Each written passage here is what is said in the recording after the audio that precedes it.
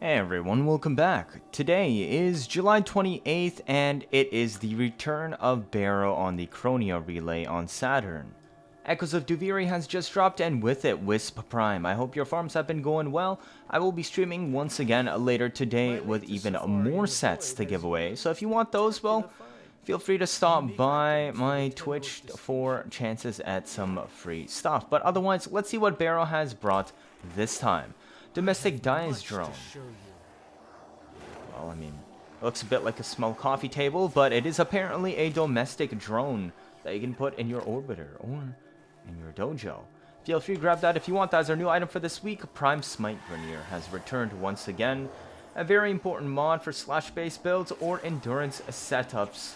It is much appreciated. And you can hear all of those Wisp Primes in the background with their idle animation.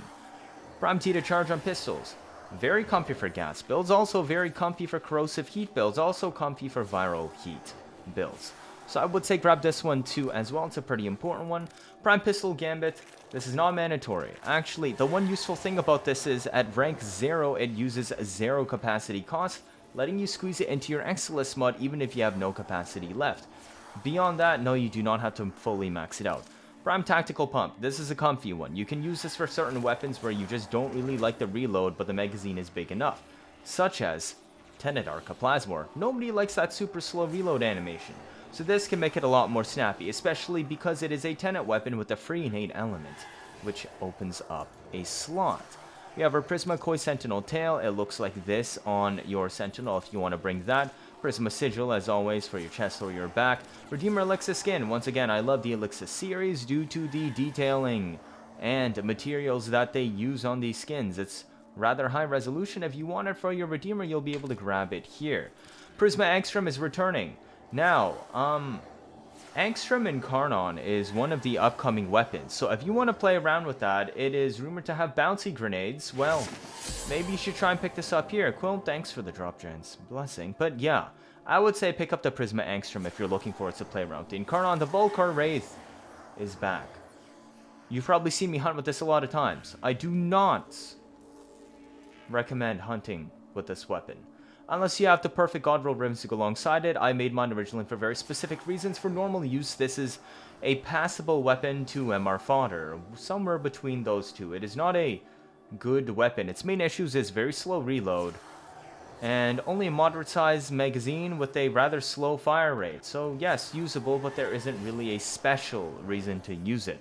3-day resource booster. If you got spare ducats from busy farming the primes and stuff and all have that junk trash, then you can turn all of your junk prime stuff into ducats for this if platinum is too much of an issue for you to pick up from trading. We also have our Tigris Elixir skin, once again part of the Elixir series if you're a fan of those. Oh, this one seems to have a little bit more of the wooden ornamentals alongside the metallics, but yes, feel free to pick it up.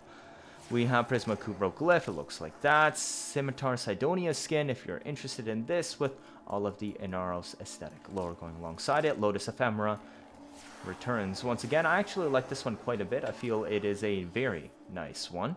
Prime Smite Corrupted.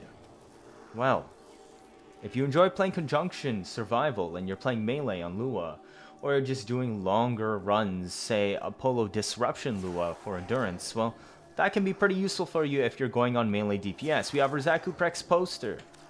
We have our Tenukai shoulder plates. These were originally only obtainable from Tenokon a while back, but they're returning once again, alongside with the Tenukai chest plate, Tenukai leg plates.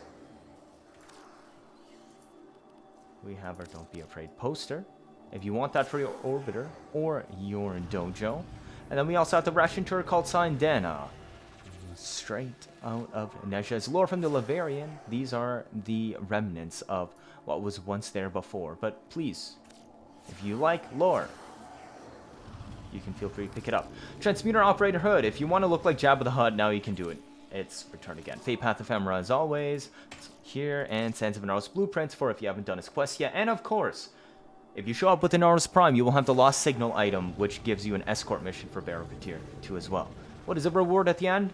Well, you'll have to do it to find out yourself. But that is what Baro has brought on this July 28th right after the Echoes of Taviri update dropped. If you still want more Wisp, Gunson, and Fullman free set giveaways, I will be streaming later today, farming more sets. Every single set I give will be given away. But yes, like and subscribe always helps the channel, and that'll be it for this time. Thank you all for watching, and, well, I'll see you later.